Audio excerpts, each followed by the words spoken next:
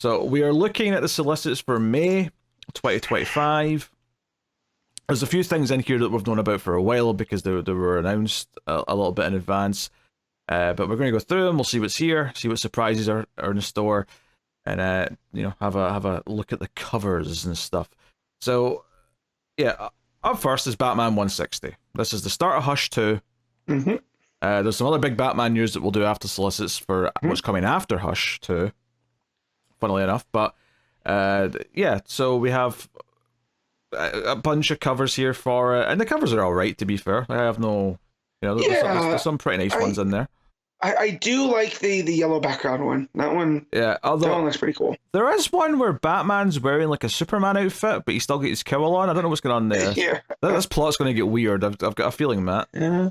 I don't know. Anyway, but yeah, we know this is Jeff Loeb. We know it's got Jim Lee and also Scott Williams on art apparently. Maybe that's how they're going to keep this on time, is they've got someone else doing like half the pages. Jim Lee does a splash page, and the rest is the other artist. Yeah, he gets the middle splash page, and every other page is this Scott Williams fellow. Would surprise me. Would surprise me one bit. Oh God! And he still gets behind. I know. Wild. Well, we know that the next Batman is starting in September. More on that later. So that does tell us, unless this ends up double shipping, or potentially they might overlap, because I suppose they're renumbering. So do you want to talk about that now, or do you want it when we talk about? Oh no, if it's about Hush 2, then tell us now, because we're talking about the solicit for Hush 2. So yeah, so there's going to be 6 issues of Hush 2, right. And then we're going to get Batman in September. And then we're going to do an arc of Batman. And then I guess Hush is coming out in a part 2 in 2026. As a separate miniseries? Not even as a miniseries, as a continuance. And it doesn't look like Jim Lee's on the back half. Oh, no. That's what do you mean that continues? Do you mean it's going to be in the main Bat book again? So all I could find was that it said with the news that came out about Batman, because I'm trying not to step on it, right? I was like, what does this mean for Hush 2? Because that's what's next, right? And it was supposed to be 12 issues, right? Like the original. I mean, I don't know if they ever told us how many it was meant to be, but yeah. I think we all assumed it was probably going to be a similar length. So in the news that came out about Batman, it said, but don't worry, Hush 2 will continue into 2026. Yeah, so either it must spin off into a separate miniseries that continues it, or they have 2 concurrent Batman books at the same time. Right, and that's where it sounds to me like something got mixed up in the gearworks, and I'm willing to bet it had to do with Hush 2. So we'll see how this goes out, but yeah, it seems very, very strange. I mean, it's not that weird, really, when you think like it's no different than like, oh, Morrison's got another 12 issues. Oh, we'll just give him like Batman Inc. as a separate book because we're turning Batman into something else. Right, but we heard about Batman Inc. right into that, and this it doesn't even say if it's going to be like. If that's the case, then why not make Hush 2 its own thing from the beginning? Well, I think that's an easy answer. They clearly wanted to be part of the main Batman book, but then when they decided they want to have a big relaunch, they said, "Oh no, Hush 2 won't be done in time. Well, we'll just pivot it off into a miniseries at that point." Yeah. Assuming that's how they're going to do it, that would be the most logical thing to do, I think. But it was just the lack of information I could find out about Hush 2 post Batman relaunch. It has me a bit concerned. Absolutely, Hush 2 should have never been part of the main Batman book. It should have just been Hush 2 issues 1 through 12 or whatever it's going to be. But they've shoved it in here, right? What they couldn't have got some writer to do a 6-issue Batman story just to fill in the back little. God forbid gives Zdarsky some more. Oh, he's got a Captain America book that they've just announced. He's busy. I can't wait for the evil Batman to show up in that to counter the evil Captain America we got with KG Beast. Yeah, he's going to have a villain called Backup Plan. Uh-huh. I can think of another synonym for failsafe. That's the best I can come up with. That doesn't sound terrible in theory. Anyways, so not that I was excited for Hush 2, but this kind of dampens. I'm much more excited for the relaunch. I mean, I think this is going to be. I don't know. Excitement's kind of a weird word for this one because it's not like Hush is this like amazing story. It's just kind of a fun romp. Yeah, Hush 2 could be a fun romp. There's no reason why it couldn't be. Yeah, even Loeb has said that when he came to Batman and did Hush with Jim Lee, it was the excuse to have have Jim Lee draw as many characters as he could. So he was just, creating story around having characters show up. So yeah. Not that it was a fantastic story to begin with, but yeah. The news that came out about the relaunch this week definitely threw a curveball my way. Yeah, I mean, it sounds like all they've said is that Hush 2 is not going to be done in 6 issues. There's going to be more, and it'll continue in 2026. And however they do that, whatever. But like, clearly, it's not going to be in the main Bat book after the 6th issue of it, which is weird. It's whatever. But like, hey, they've made the mess. They have to clean it up. All right, next up we have Superman Unlimited issue 1. So this had obviously been previously announced. This is the Dan Slott Superman book. So we have a new Superman ongoing alongside Superman Vanilla and Action Comics, which it's been a while since there's been 3 ongoing Superman books. I mean, I don't even know when the last one was. I mean, I know that obviously every so often there's been like a mini or a maxi that kind of felt like it could be like a third ongoing, but they never really felt like they were going to be. So the last, like, honestly, has there been anything since like when they had like Man of Steel or when they had like Superman and Adventures of Superman running at the same time? The only thing I can think of is there was that extra. It was the Scott Snyder Superman book. Yeah, but that wasn't like an ongoing, really, was it? I think it was meant to be an ongoing. I think sales kind of plummeted it. Yeah, because it didn't last beyond big deal. Like 8 issues. So yeah.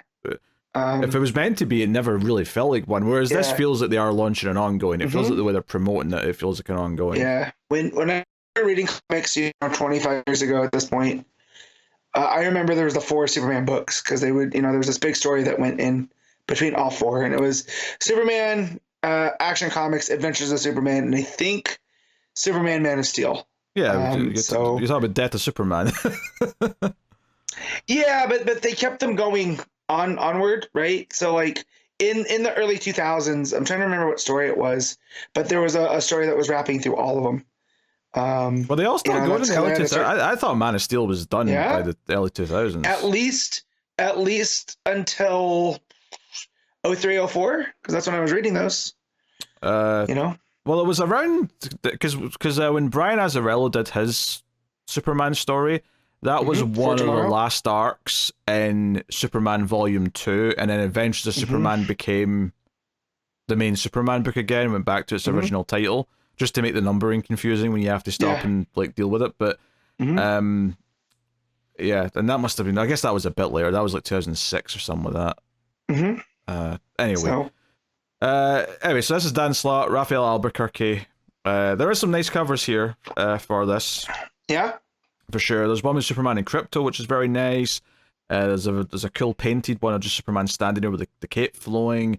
There's one with bullets bouncing off his chest. Like just a lot of really nice covers. I don't really like Quietly Superman that much, but this cover looks fantastic. Definitely reminiscent of All-Star. Has that kind of glossy sheen to it. The All-Star always seems a little bit more gritty in his art style at that point. This looks cleaned up. So, yeah, that one looks great too. Yeah, there's also a cover that has James Gunn on it, bizarrely. Did you watch Creature Commandos yet? No. Okay, so he gets a opening blurb in the title sequence. So as they're showing all the characters, he gets one as the writer of the show, and this just seems like he's just trying to get into the comics now. Very funny. Is he going to be the Stan Lee cameo in this new DC universe? Is James Gunn going to be popping up for all these little... And what's funny is it's animated him writing, and it says, written by, and James Gunn, and it comes up like a character piece, but it's not like there's cameos or anything in there. So, if he's just showing up on comic covers, I don't mind. Because that also looks like Corn Sweat on there. Oh, yeah, it says Superman that's standing next to him for sure. And obviously, this is the reason why they're even doing a third Superman ongoing is because there's a movie coming out. Like this is all synergy. It's all that stuff. Which I don't mind having a third ongoing. Admittedly, Dan Slott's name, as we've previously discussed, is not the most exciting name to have attached to it. But We'll see. Mhm. But hey, moving on, Absolute Batman issue 8 is solicited. We won't spend a lot of time talking about a bunch of these, obviously, but Mhm. excited. The book's been good. Want more? Absolute Superman issue 7, with G. Domenico on the art on that one. That's cool. That's interesting. Absolute Wonder Woman issue 8 is here. Still Sherman on art with Kelly Thompson. We have Absolute Martian Manhunter issue 3. And then, of course, we have Absolute Flash issue 3. I didn't look at it too closely because I don't need to. We're going to read it when it comes out. But there's a little preview at the end of some of the issues this week. I looked at it. The art looks phenomenal. Sure. I didn't read any of the things, but just breezing through, as you do. Yeah, I'm excited for that.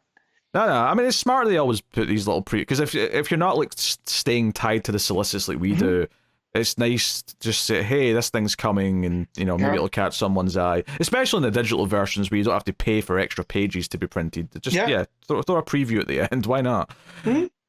So yeah, that's cool. That's Jeff Lemire and Nick Robles on the art in that one. And we have Absolute Green Lantern issue 2 by Al Ewing and Johanny Lindsay. I am very much looking forward to that and seeing how that works out. We have Superman 26, Joshua Williamson, with art by Eddie Barrows and Eber Ferreira. It's an interesting art team. There's a really cool cover here that I kind of like with it's like Superman opening his shirt as you do, right? But it's in like a shape with like a little simplified Daily Planet logo at the top. Yeah, it's very Art Deco. Yeah. I don't really know how to describe it other than it's just kind of the representation of a building rather than actually being a building. But cool. Yeah, my eyes are drawn to that cover first too. I mean, even though right next to it you have a Grodd wearing a Superman S, and I was like, oh, what is that on that cover? So ultimately drawn to the cover you're talking about. That could be any ape, right? That could, or any gorilla, I should say. It could. It could be, but there's Man Bat. There's that's it. There's not a lot of villains, so yeah. No, King Shark's there. He's more of an anti-hero at this point. Yeah, I'm very distressed looking at Flash and Batman being nothing but red and blue and yellow. It's weird. It's not good. It's very those just don't match. Yeah, it's very disturbing. Very weird. So that's Superman 26. Then there's Wonder Woman 21, art by Gilliam March. Aww. This is punch in the gut. Most distressing. Still excited for the story, of course, but it's just. I mean, you know what? Give Sempier time. Sempier needs a few issues off to get the next big arc going. That's fine. And here's Tom King's go-to. Here's the big news, or one of the big news items of the week, is that Matt got his wish. There's a Supergirl ongoing, which I was also hoping for. I just didn't think they'd do it until next year because that's when the movie's coming out. But hey, this means they get to have a trade or two on the shelf by the time the movie comes out. We have Supergirl issue 1, written by Sophie Campbell and art by Sophie Campbell. Now, I am not familiar with Sophie Campbell. However, Connor said he'd liked something that she'd done, and I think someone else said to me that they'd liked everything they'd read from her. So, hey, this feels like it's a very similar situation to the Cassandra Cain Batgirl book, in that never heard of Tate Brown turned out to be fantastic. I'm hoping this is a repeat of that, where I don't know the writer, but I am pleased with the results and become a fan of someone new. Interestingly, going by all the covers, the red skirt is back, which I am very pleased with, and she's got her cape back as well. She's not in the jacket that she's been in. Not the jacket look, yeah, which I'm happy about. What I am surprised about though is there's a bit of midriff back. I was not expecting that. Yeah, but fair enough. There's a nice Evely cover there, making it reminiscent of Woman of Tomorrow a bit. Yeah. It's a nice variety of covers there. But yeah, Sophie Campbell's doing. But I'll read the blurb for this one because this is a new thing. Kara Zor-El has been a key member of the super family in Metropolis, but what happens when she strikes it out on her own? Follow Kara as she returns to her roots in Midvale, home of Supergirl. But how could this be? Our hero has not been back in years, and the protector of that town has been saving the day for weeks. Can Supergirl stop the imposter before they steal her fresh start in life. So this feels like we're kind of getting back to 90s small town Supergirl stuff, which I actually kind of like the idea of, to be honest. Because I think what I like about that is that it gives a chance to like build a supporting cast that we can kind of keep coming back to, and I do think that'd be something to be really cool. But having said that, though, we're not doing, the fallen angel Linda stuff. Unless that's also part of this secretly. Maybe that's what the imposter is. We'll find out. But could see, yeah. But no, that's cool. I'm excited. It's another interesting issue 1. I'm glad that some of these books that we lost over time, like your Batgirl, your Supergirl, and even to an extent Green Arrow, even though I don't like the Green Arrow book that's out. I'm glad that they all kind of came sprinkling back in over the last year or two. It's nice. So cool. Yeah. I was trying to see what Ninja Turtles book, because that's what it gives Sophie Campbell credit for.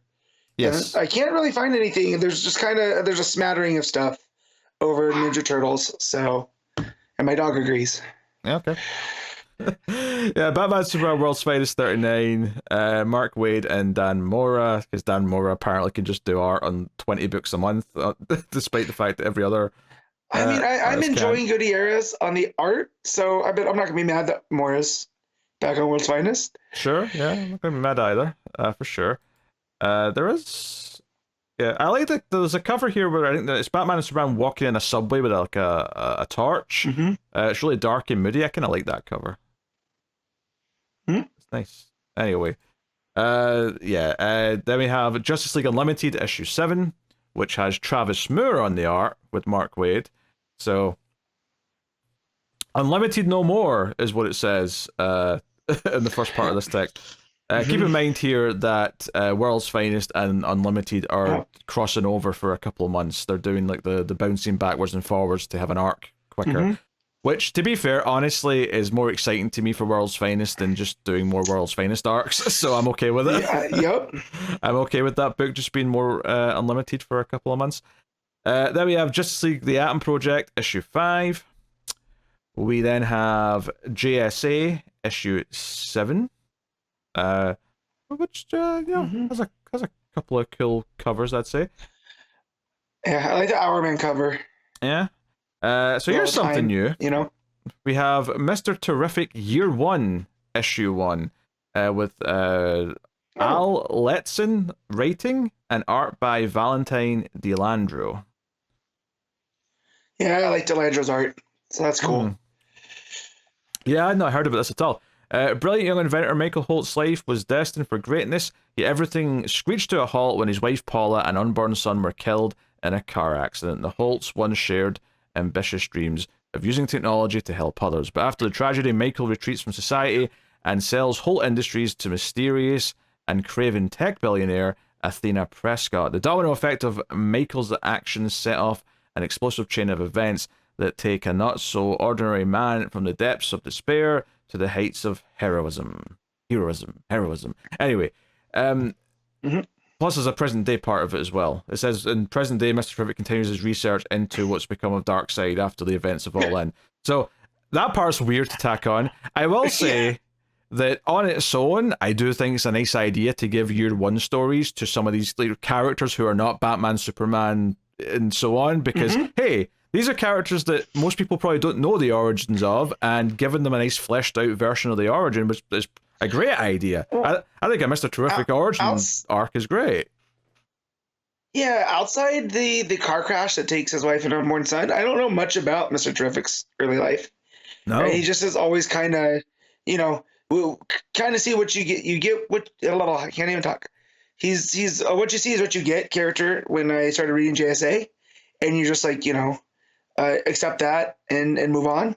So yeah, this is cool. I don't know who Al Letson is, but again, this is the type of book to let kind of a new writer soar. Yeah, I hope the present day part of it is nothing more than a framing device, that because I just think that this feels like it's something that could stand on its own as like, hey, this is if people want to actually recommend Mr. Terrific. There's not a lot of Mr. Terrific solo comic books to recommend, it would be kind of a shame if part of it is like tied to like the ongoing like stuff that's happening in the rest of the DCU. So, you know, just hopefully that's not too heavy, is what I'd hope. Action Comics 1086, G. Willow Wilson writing, art by Gavin Guidry. So yeah, she's the next on the little the rotating superstar lineup or whatever we're calling it. So that is cool. And next up we have Detective Comics 1097. Tom Taylor, of course, writing with Lee Garbett on the art. I did see Taylor Blue Sky. This was a short arc that has Garbett on art. So I don't know if that means 2-3 issues or whatever, but interesting to see. This has some really nice covers actually. There's a really pretty sort of like yellow and green one with Batman standing on like a radio tower. There's a sort of really scratchy black and white one. There's a few interesting covers to this detective issue. But that's cool. And then we got Aquaman, issue 5, Jeremy Adams with John Timms on the art. Which, you know, we got dolphin people and whatnot. Or dolphin people, mermaid as well. That's the word I was looking for. Dolphin people. That's what it could be called. The New Gods, issue 6, Ram V with Phillipe Andre and Evan Cagle on the art. Basically, every issue is Evan Cagle and someone else. I'm noticing a trend with this. Nightwing 126 is then solicited with Francavilla on art. Hey, let's go. Okay, consider me intrigued. Well, he did do what the flashback story, right? Or no, I think I have a different book. That was a backup in Nightwing. Was that the during backup? Taylor's run? Yeah. No. There was something more recent than that. There was something Francavilla did, like part of an issue recently. Maybe it wasn't Nightwing, but it was on something. But some cool covers for this one actually. And this villain looks interesting. He's pretty cool. He looks like something like a villain that would be in the Wasteland in like a Fallout game, mixed with like the kind of looks like a plague doctor. Yeah, plague doctor. That's what I was going to say. Like an old West plague doctor. Yeah, with like a sheriff's hat on. It's an interesting concoction. So fair play. Catwoman 76 is solicited, which Connor has told me has actually been pretty decent since the new run started.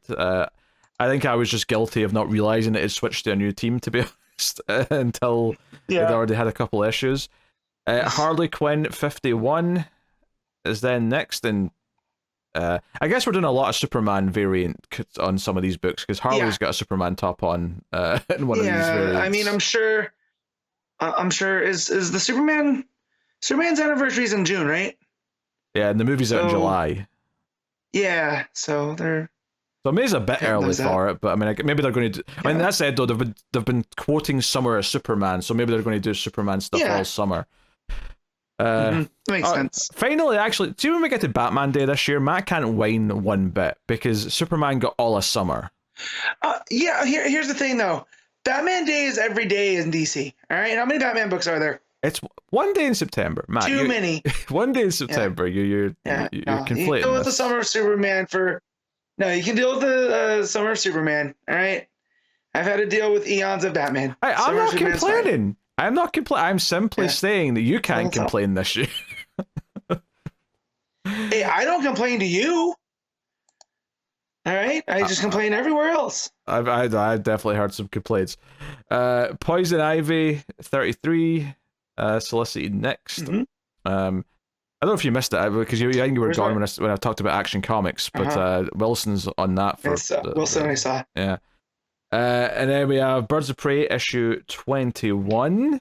Sammy Basri on this issue with Kelly Thompson. Cool, loving that book. Batgirl issue 7, likewise. And that is a really cool cover of Cass on the train listening to headphones in her bat outfit with Shiva in the reflection. That is a really cool little moody cover. I really like that. So yeah, that's cool. That's cool. Isaac Goodhart's on the art for this issue though, so I wonder if the regular artist is just taking an issue off, or if this is just like a one-time thing. It says courtesy of special guest artist Isaac There you Goodhart. go. So yeah. Feels like that's what it would be. So it's an in-between arcs issue, and they've got like a fill-in artist. That's fair. Fair enough. Fire and Ice When Hell Freezes Over issue 2. I can't believe this is the second Fire and Ice mini in like 2 years.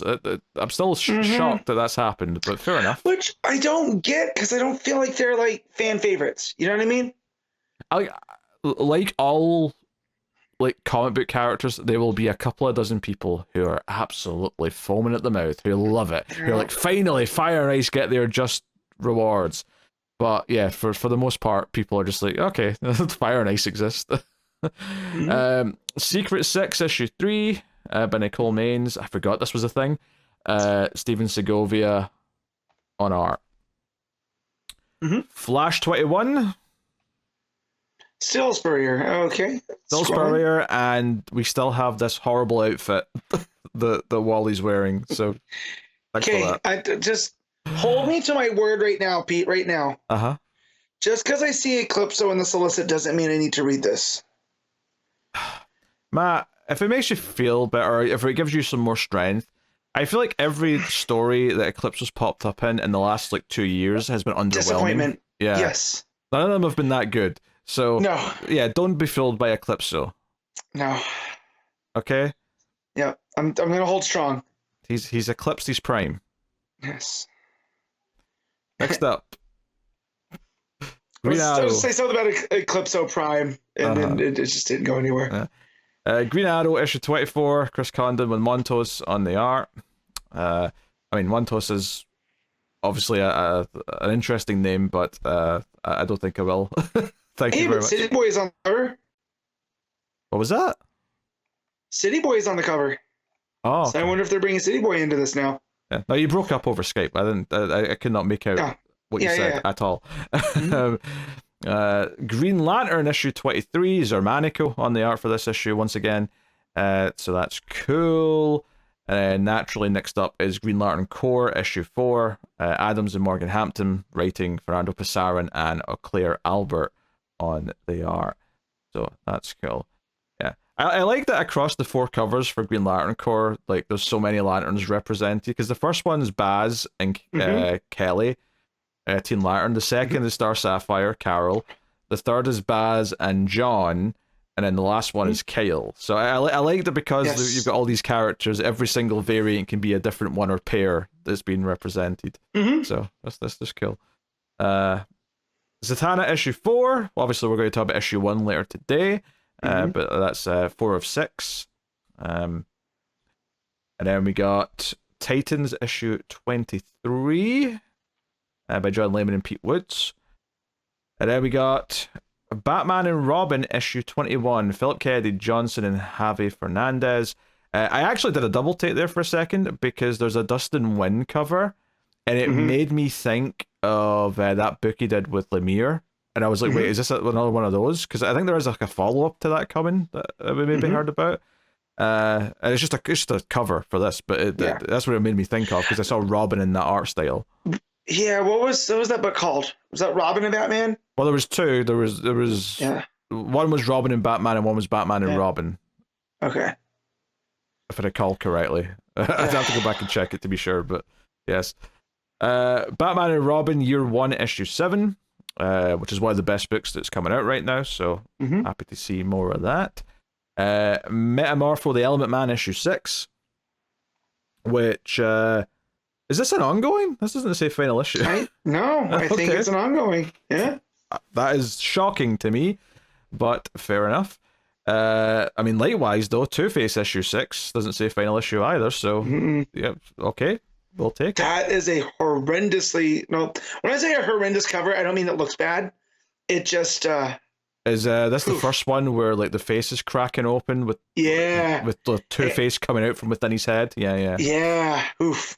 Yeah. Yep. And then speaking of nice covers, that so next up is Batman Dark Patterns issue 6, and the last cover for that, which is like a sort of scratchy building, but Scarface's face is kind of in the building. As a really nice cover. So yeah, we're getting a Scarface story.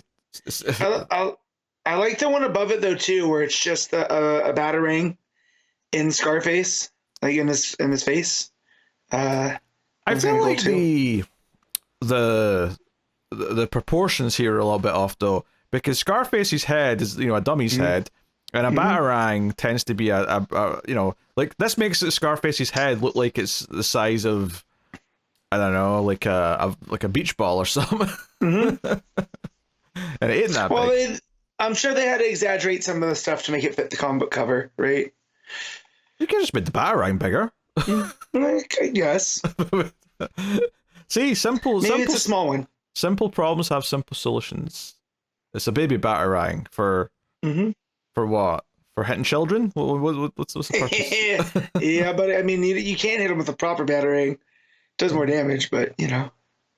Resurrection Man, Quantum Karma, issue 2 of 6. This is the Ram V book that's coming with an and RK on the art. That last cover, where I presume that's Resurrection Man in the hat. I'm not sure, but there's like a skull above him, and he's standing like he's in a western. Oh, it's a very nice cover. Very, very nice. And then we got this is the Vampires book, because Barda's got this is DC versus Vampires World War V. Just to remind everyone, if it sounds like I'm like pausing as I try to like realize what book I'm on, it's because all the covers are displayed really big, so I see the covers before I get to the title, and I have to like try and guess which book I'm looking at before I get to it.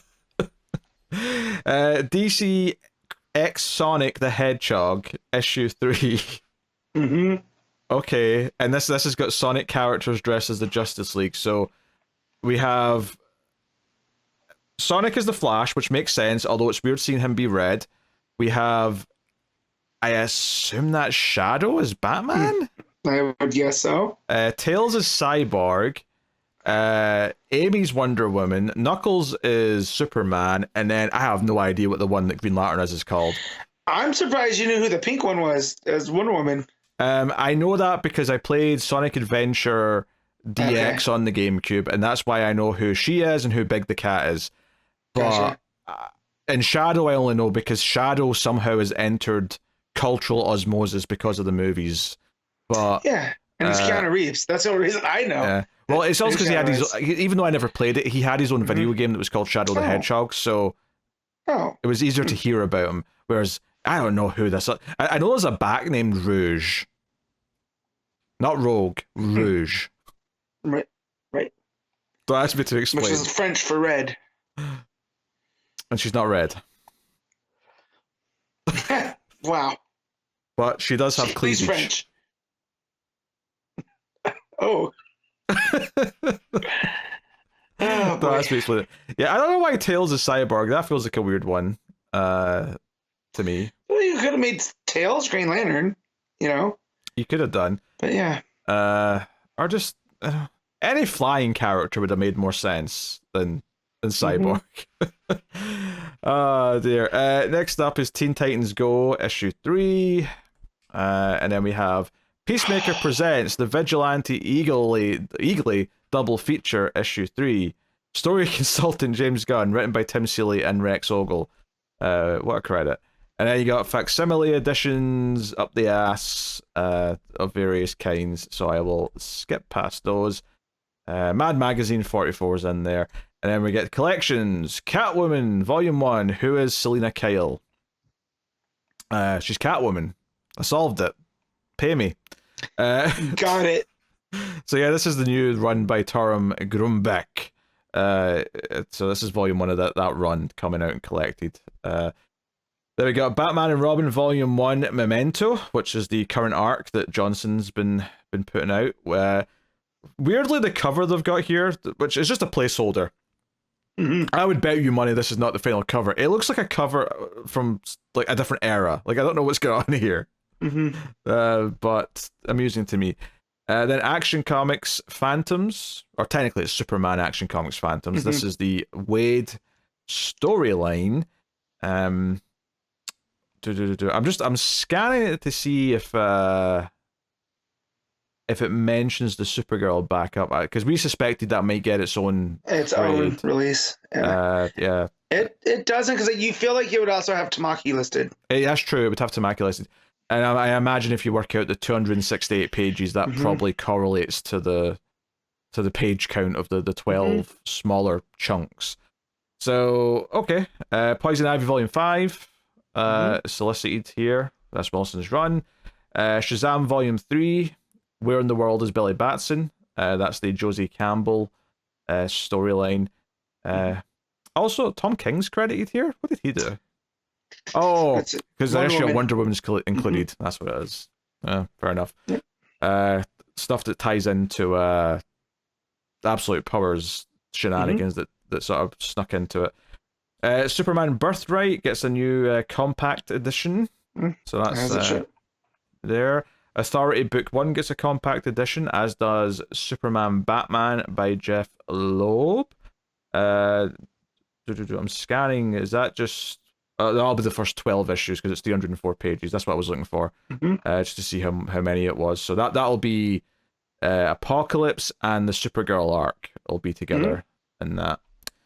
Yeah, Public Enemies and then that one. Yes. So I know. Apocalypse is what they call the animated movie they based on it, which is why that's what that popped in my head for. Yeah. DC's Finest, Justice Society of America, The Plunder of Psycho Pirate. Gardner Fox and Jack Kirby. So this is a classic story. This is All-Star Comics 13 to 24. I presume there was another book that did the first 12 at some point, just not numbered. Volume 1, Volume 2. So that's cool. DC's Finest, Wonder Woman, The Legend of Wonder Woman, which is Wonder Woman 306 to 329. That's a lot of issues. Well, it's tales from those stories, so I imagine it's the main stories, or maybe the backups from those stories. It's quite beefy though. It's like 630 pages, so it's still quite a nice big chunk of stuff. DC's Finest Science Fiction, The Guerrilla World, 600 plus pages of John Broome, Gardner Fox, Jack Schiff, Sid Gerson, and more writing. This has got stories from Action Comics. This is early act. This is 183 to 196, so that's way back. Plus some strange adventures and mystery in space. So that's cool. I like that they do these though, because especially since it means like the single issues should digitally appear on on their service, or at the very least that this trade should be on the service at some point. So all this stuff's available. So I'd like to know when this came out, because this is Planet of the Apes. This cover. Oh sure. You know what I mean? Well, I see here. Action Comics 183.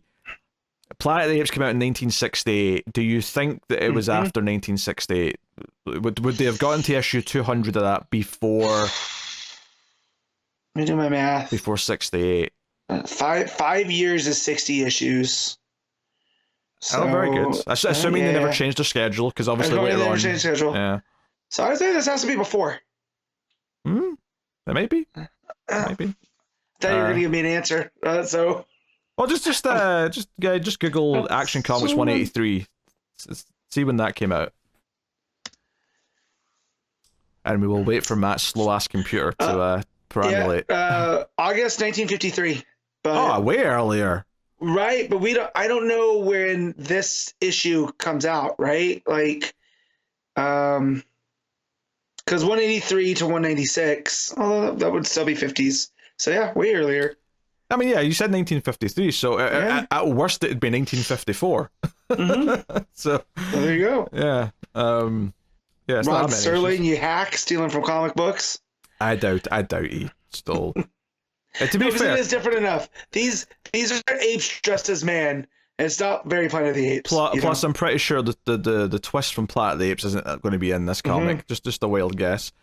Next up, Supergirl Cosmic Adventures in the 8th Grade, new printing. So this is one of those young graphic novels is getting reprinted. So that's cool. Does well. Supergirl, the New 52 Omnibus, Volume 1. So this is going to be multiple volumes even. 800 plus pages, hardcover, collecting the first half. So it'll be 2 volumes in total, which it makes sense. It wouldn't have been enough for 3. But it's got Supergirl issues 0 to 20. As well as a couple of Superboy issues that tie in for a crossover, and 1 or 2 Superman issues as well. So Yeah, basically it's got all the issues for the Hell thing that happened. I wonder. Oh yeah, because it would be because all the Red Lantern Supergirl stuff was in the Supergirl book, so it would be included anyway.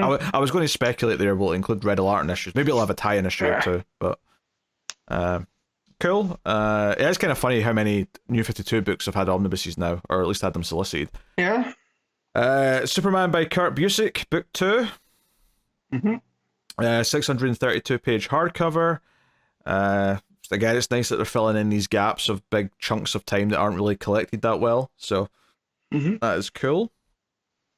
I don't know off the top of my head when that run ends, so I don't know if this is the end of it or if this is just the middle of it. But regardless, good to see. It's got Superman 659 to 675 plus 712, and then the corresponding action issues that go along with that. Nightwing by Tom Taylor Omnibus Volume 1. This is actually quite a quick turnaround to an omnibus. Yes, it is. For a run. So this is 600 pages, so it's a relatively small omnibus by omnibus standards. Probably because it splits into two, I assume, and this just is neat. Yeah. To be fair though, they have definitely done 1,200 page omnibuses. I'm surprised that maybe it's just because they wanted to get it out so quick that they thought, well, it's too soon to do the back half of it, but we can do the first half in an omnibus.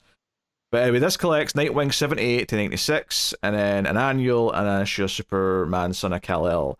So, I mean, obviously the run's fantastic. I'm glad it's getting this treatment. It's maybe a sign of how DC, the company, or at least the team in charge, view this run, that they think it's that special that it should go out this quickly in this format, because normally it takes much longer. So I think Taylor should be proud, and that's cool. John Constantine Hellblazer by Jamie Delano, Omnibus Volume 2, which is just under 1,000 pages, collecting a whole bunch of stuff. 100 Bullets Book 3, reprinting and softcover. We got Absolute Wildcats, new printing. This is the Jim Lee book, of course. We got Wonder Woman by George Perez, Volume 2, reprinting. Again, thick paperback, 300 pages. A run that I would like to go back and read more of, actually. I started it once upon a time. Flex Mentallo, Man of Muscle Mystery, Deluxe, new printing. Shade the Changing Girl by Peter Milligan and Chris Bacallo, Omnibus, Volume 1. Man. This is Shade the Changing Man. Oh, sorry, Shade the Changing Man. It's because there was a Shade the Changing Girl book way back at the start of this show. There was like a mini-series, so I say. But yeah, so this is 1,400 pages, and it's only volume 1. I'm actually, I remember when omnibuses were a rare new thing for DC, and now Shade the Changing Man's getting a multi-volume omnibus. It's actually kind of cool to see it, to be honest. Lord, issues 1 through 50. It's beefy. Yeah. Yeah. But, cool. The Superman box set. This includes 6 softcover editions of beloved Superman stories, including All-Star Superman, Kingdom Come, Superman for All Seasons, Superman Whatever Happened to the Man of Tomorrow, Superman Up in the Sky, which is the Tom King series, which is a weird conclusion, and then Superman Volume 1 Supercorp by Joshua Williamson. That's even weirder. One of these things is not like the other one. I think 2 of these things is not like the others. Well, the Up in the Sky was well received. That was it was the digital one. Yeah, but it doesn't feel like it's in the same league as these other ones that it mentioned. No, but it's more in the league than Supercore. Well, that's just because Supercore is the start of a whole run, though. Yeah. That's weird. Yes. Anyway, I mean, I guess the hope is that people read all these and then go, I want to read more of this one, because this is volume 1. Batman War Games Omnibus. Oh, this is cool. I've never read War Games, but this was like one of those big, Bat family spanning crossovers that happened, because you had your No Man's Land, you had your Nightfalls, you had your Fugitive stuff. War Games was another one kind of in the middle of all that stuff it was a bit later, but it was the 2000s. So yeah, this is 1,100 pages and collects all the appropriate issues, I would assume. Because it's not actually that many issues as some of the, it's 2 issues of Batman, 2 issues of Detective. Oh, sorry, no, it's got way more Detective than that. They're just they're split up. So it's mostly Detective Comics. Detective Comics is the bulk of the series, because it's Detective Comics 790 to 800, and then 809 to 810. So it's about 13 issues of Detective, and then 2 issues of Batman, 3 issues of Nightwing, about 6 issues of Robin. So yeah, fun. Yeah, that was cool. I like these things getting collected in nice, neat formats. And that wraps up the solicits. However, that's not the end of the news, because there was some stuff announced this week. And the big one, which we alluded to heavily earlier when we were talking about the Hush 2 stuff, is that Batman is launching with a new issue 1 in September, with Matt Fraction writing and Jorge Jimenez on art. So, interesting. I mean, I will say this, though. I really like Matt Fraction's Hawkeye. Yes. It's great. It's fantastic. The few things I've tried other than that from him, I couldn't get into. So I'm going into this a little bit, cautious. Obviously, Jimenez's art's not a concern. Never. Along with this, they also said, hey, we're redesigning his bat-suit, so we're going to have a bit more of a classic grey and a bit of blue in the cape and the cowl and that. Although this art they showed off here in this announcement looks a bit more purpley to me, to be honest. But whatever. Not so much the image at the banner, but if you look at the like, there's like a the sheet with the different poses on it, it looks more purpley to me. But they said there's going to be a new Batmobile. Gotham's going to have a new look. Tom Taylor confirmed that new look will also bleed into Detective. So fair enough. It is kind of wild we're renumbering, and obviously they did it with Superman, so it's not surprising, but it's just wild to me just because they've kept this numbering going since the start of Rebirth, meaning that this is only the 4th time Batman is going to be at number 1 again. Other books have renumbered a lot more, especially Marvel have done it, a ridiculous number of times for some of their series. But they're deciding to do this here. They want to do this, and I don't know if there's a particular reason for it, because it's not like there's anything Batman like there's a Batman movie's not due for a couple of years still, so it's not like they're tying into something like that. I don't know. Is it the 85th anniversary this year? Is that what we're doing? No, it can't be, because Batman was. Oh no, it might be because 40. Yeah, it might be the 85th anniversary this year. Regardless, though, thoughts, feelings. What are you feeling? No, I like Faction enough. I think Faction did that Jimmy Olsen book that I really enjoyed. So yeah, it's just funny now that like these names that I associate with Marvel, the Al Ewings, the Matt Fractions, the Dan Slotts, are working their way over to DC. Yeah. Chip Zdarsky's went crawling back, but all these other names are showing up. Yeah, it's kind of wild. It's kind of wild and different. But there's a couple of preview pages even, which is wild because this isn't coming out till September, so they're way ahead on this. There's a whole bunch of preview pages in this article, so you can go check that out for yourself if you want to see them. But yeah. So they're being kind of quiet on like what the story is going to be, which makes complete sense. Obviously, this will probably line up with Batman Day, which fair enough. It's a decent time to launch it. They could have just announced it later in the year. That said, though, this was actually announced as part of the Summer of Superman, which obviously it's not Superman related, but I think they're using that as a banner to just like, we'll do announcements all throughout the summer. So hey, they've got. I suppose the one reason they did this, although they could still wait a little bit, is I imagine they'll probably want to talk about it a lot at Comic-Con in the summer. So we probably would have found out about it at least by then, but they've given us it in February for some reason. Is there a convention? Is WonderCon in March? Is that maybe they're going to talk about it there? WonderCon's in March usually. C2E2. I'm trying to think some of the other ones that they tend to announce things at. Yeah, maybe this is like I don't know, because everything's been spread out anyway, so it's weird to say that we're going into DC All In Phase 2 maybe this year, but maybe that's what all these announcements are going to kind of feel like. But cool. I mean, look, we knew we were going to have someone new after the Hush 2 stuff. Jeff Loeb was never going to stay on and keep writing Batman. Yeah. Obviously, it's kind of messy now because like it's coming in before Hush 2 is finished, and Hush 2 is getting shafted somewhere else. But it's an intriguing team. I'm curious, if nothing else. It looks a bit fresh. The numbering's whatever. You know, still put that legacy numbering on the cover. That keeps me happy. And if you don't, I'll keep track of it anyway because I'm a sicko. So, how do you feel about the newish logo? The newish logo. I'm just looking for the, because it's not unfamiliar. Right? I feel like we've seen versions of this kind of logo. No, I was just scrolling because there's a clean version of it at the bottom where it's just on its own. I like it enough. It's got like a sort of some hard angles on it, but it's kind of maintaining what I like about a typical Batman logo. And it's got the wings angled up, which is what I like.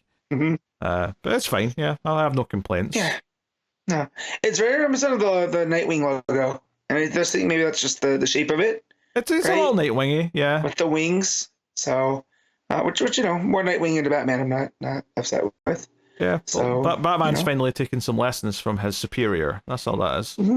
Yeah. So no, cool. So yeah, new Batman. And then the other announcement, of course, was Supergirl, which we've already talked about. But there was another super-related book with the Supergirl announcement, and that is a Crypto miniseries. See, I didn't even know that. Oh, did you not know about this? No. Yeah, so it's Sweet. a 5-issue miniseries called Crypto, the Last Dog of Krypton. Crypto explores Earth in the search of his family, finding himself lost and alone in our alien world, and with his strange new superpowers quickly coming in, Crypto begins... So it sounds like an origin. It sounds like this is when he first arrives on Earth. Crypto begins traveling the strange planet he finds himself in the middle of, always on the trail of his lost friend Kal-El. Or maybe it's not. Maybe they're on a different planet. It's always possible. This may just be them elsewhere. Last Dog Crypto issue 1 will have a main cover by Jay Lee and variant covers by Distin Wynn. But who's the team on it? I'm sure it's somewhere up here. Ryan North and Mike Norton are doing Crypto. So I recognize the Mike Norton name, but yeah. So a couple of and it makes sense. This is just a mini series. I would never expect Crypto to have an ongoing. Oh, I know. Yeah. So that's cool. No, a couple of super books. And then there was actually one other bit of news, believe it or not. We're getting a Marvel DC crossover. Cool, I guess. This is the thing that's happened. It's only going to be 2 one-shots. That's the thing. It's not going to be some long, drawn-out thing. Apparently, the plan is to launch this before the end of the year, but because of all the coordinating, and I imagine a lot of politics about which characters beat up which other characters, it might take a while. So, who gets a percentage of the page, right? Yeah.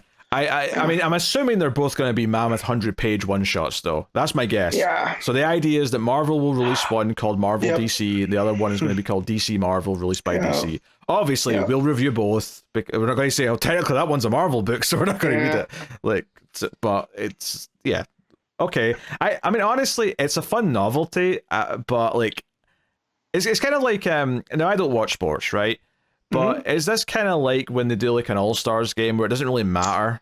It can't really affect anything in the main stories in either universe. So it's just like, it's a bit of fun, but ultimately it doesn't really matter. It's not going to affect anything. I mean, as long as we get something cool, like when, Superman held Mjolnir, we play for those big moments. It can be as meaningless as it wants. I mean, look, if Hulk kills Guy Gardner, I will be very pleased and give it 2 thumbs up. If that just became the thing in these big crossovers where Guy Gardner gets needlessly killed, as a Gardner fan, I would find that funny. Because he's the only casualty of the King Kong Godzilla Justice League book. Yep. So, he also didn't do too well in Human Target. Yeah. So I don't know. It's weird. Obviously, they'll have a bunch of names announced on it, but it was the recent Comic Pro Retailer Summit in Glendale, California, where Marie Javins, of course, who's the editor-in-chief of DC, and Kazawa-san, or whatever his fake name was, Cliff, or CB Cebulski? I don't know, Sarazawa-san. I'll just go with that. Sarazawa-san. They talked about this happening. So, I'm sure they'll sell a bunch of copies, because it's a big gimmicky thing. Whatever. Yeah, I don't know. I find it hard to be that excited about it because it's not going to matter. No, I mean, matter. it's just more pages for me to read. That's all. Don't sound too tortured by that, Matt.